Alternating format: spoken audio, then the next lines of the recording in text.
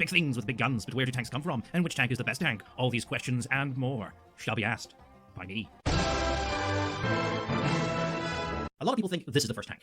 They are wrong. Let me put it like this. When I was 7, I drew a picture of a spaceship. It had detailed interiors and everything. It could fly, shoot lasers, go to other galaxies. But even though I drew it, I can hardly claim credit for inventing Earth's first intergalactic space travel machine, can I? Ah yes, it is the future. Congratulations, Mr. Future Scientist Man. You have invented the impossible. A machine that can travel to other galaxies. But wait! The audience cries. These kids from 2,000 years ago invented it first. The crowd boos and throw things, and then they build a statue of me.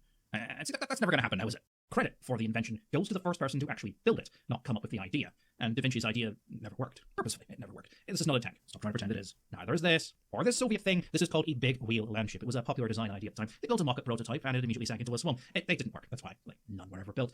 Though the Soviets still keep referring to it as a tank because they like to claim they invented it. Or this. You want to talk about this? How about we talk about this thing? You want to do a Lindy Page style 3-hour-long video on the entire community of military enthusiasts who generally thought attaching big wheels to battleships and driving them ashore would be a good idea?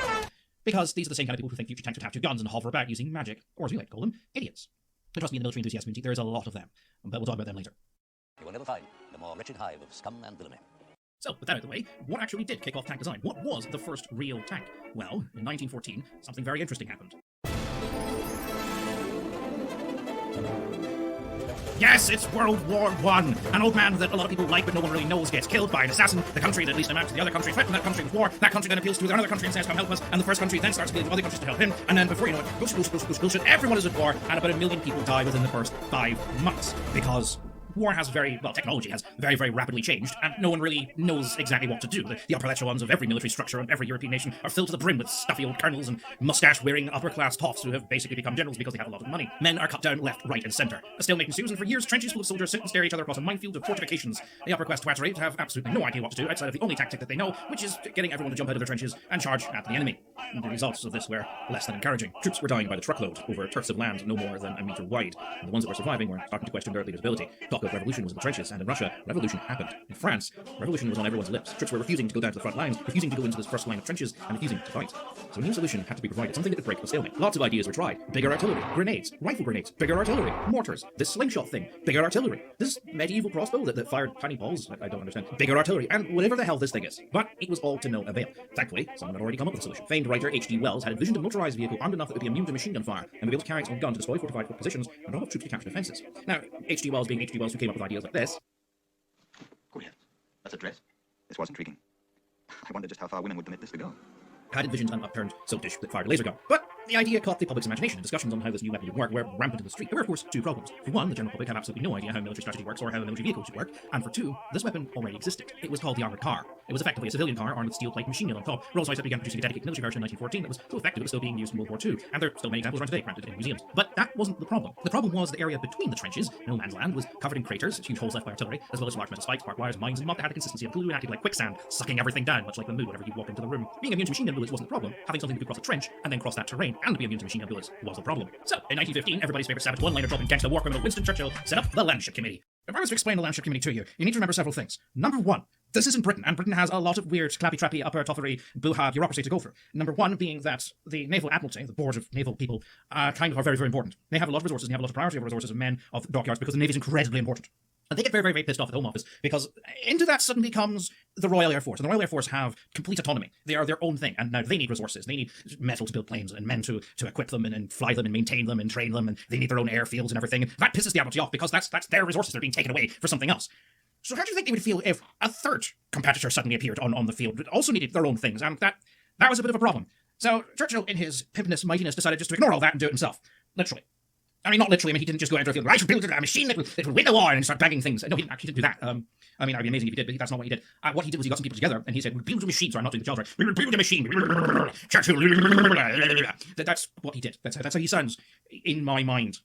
If you had them on the beaches, they only let rounds and in the pubs and in the fields, and I should kick that bloody otter. Yes.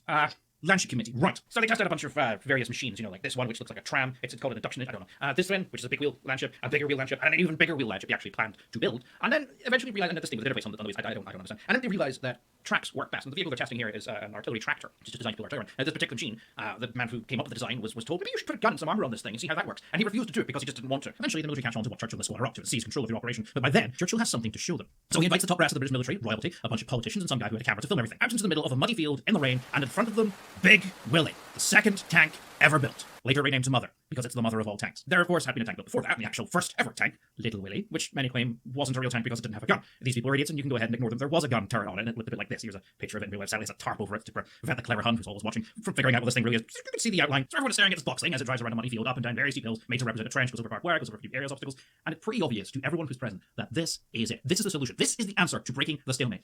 And as one, they all come together and immediately start arguing. And I think it would have went a little something like this. Many hours later, the Minister of Munitions said he'd do it, because it was raining and he just wanted to get home. That man was Lord George. He would eventually become Prime Minister. There's a fact for you. The vehicles would be produced in artillery factories, and this is the bit everybody gets wrong. They were codenamed buses, until it was decided that they wouldn't tell the factory workers what they were building, and told them it was water-carrying tanks. And the name tank stuck. So the workers got to work, and after several months, the first tank was born. A decade before the talkies, a soldier addresses the audience directly, while behind the screen, a real actor speaks his lines. Ladies and gentlemen, I have but one word to say to you. Subscribe. Hello. If you're seeing this, then you've watched the entire video, the whole way through.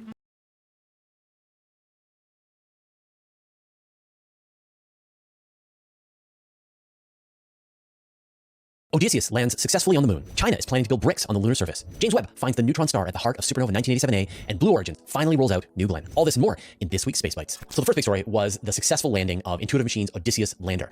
And this was one of the most thrilling, action-packed landings I have been watching in many years of this. So what happened is this company, Intuitive Machines, built this Odysseus lander, and they were going to attempt a commercial landing on the surface of the moon. So there hasn't been a successful landing from the US in over 50 years. And so this was an attempt to not only demonstrate that a private company can land on the surface of the moon and sort of prove that they can carry commercial payloads to the surface of the moon, but also just a demonstration that engineers in the US have the capability to land on the moon. And this sort of sets the stage for the future return of humans to the moon. Last week, we reported that the spacecraft launched successfully on a Falcon 9, and we got some awesome pictures of the Earth as it was leaving with this fisheye lens. You can even see the SpaceX upper stage falling back from the spacecraft after it had given its kick towards the moon. It took about a week to get to the moon, and when it arrived, went into orbit, and then we went into the phase where it was going to attempt a landing. And this is where things got really complicated. The spacecraft was equipped with a landing system designed to allow it to measure the distance to the surface, to spot all of the potential hazards, and then it would autonomously choose the perfect landing site. But as it was getting prepared to land, we learned that this system had failed. And so its method of finding a safe landing site and knowing how far away it is from the surface of the moon was no longer available. And this was kind of the problem that doomed a previous Indian lander.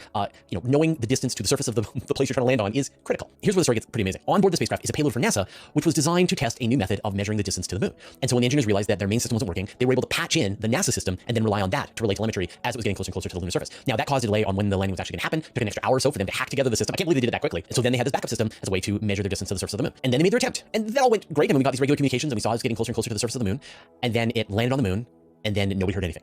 And then we waited for several minutes as various antennae on Earth attempted to make a connection, be able to just confirm whether or not the lander was alive. And then finally, after it felt like forever, but it was about 5 minutes or so, we got a confirmation from the main antenna on the spacecraft that it was alive. But we don't really know much more than that. We're still waiting to find out exactly what happened. There's a bunch of cool things that should have happened, which we will find out soon, I hope. One is that shortly before it landed on the surface of the moon, it deployed a separate camera that it dumped out onto the surface of the moon, and it was designed to take a video of the spacecraft as it was landing on the moon, essentially deploying its own selfie stick. It's equipped with 6 NASA instruments as well as 6 commercial payloads. And we talked a bit about this last week. It's got a telescope on board designed to take wide-angle images of the Milky Way from the surface of the moon. It has an electrostatic system on board to test whether this is a way that will work for dust removal. So we're still waiting to hear whether or not the lander is safe, whether its instruments are working properly, whether we got that selfie image. So stay tuned for all of that. And landing on the moon has been tricky. There have been many attempts in the last couple of years, and we're running about 50-50. We saw landing failures from Israel's Space IL. We saw the Japanese iSpace team and the Russian Space Agency all failed their landings. And yet we saw successes with India's Chandrayaan-3, with the Japanese Space Agency Slim lander, although it was upside down, and the Chinese lander that sent a sample back home to Earth. So still, landing on the moon is very difficult, and it's not a hazard to be taken lightly. So congratulations to everyone from Intuitive Machines and NASA who sort of worked on this mission to try and get this down to the surface of the moon, and we will give you more information next week.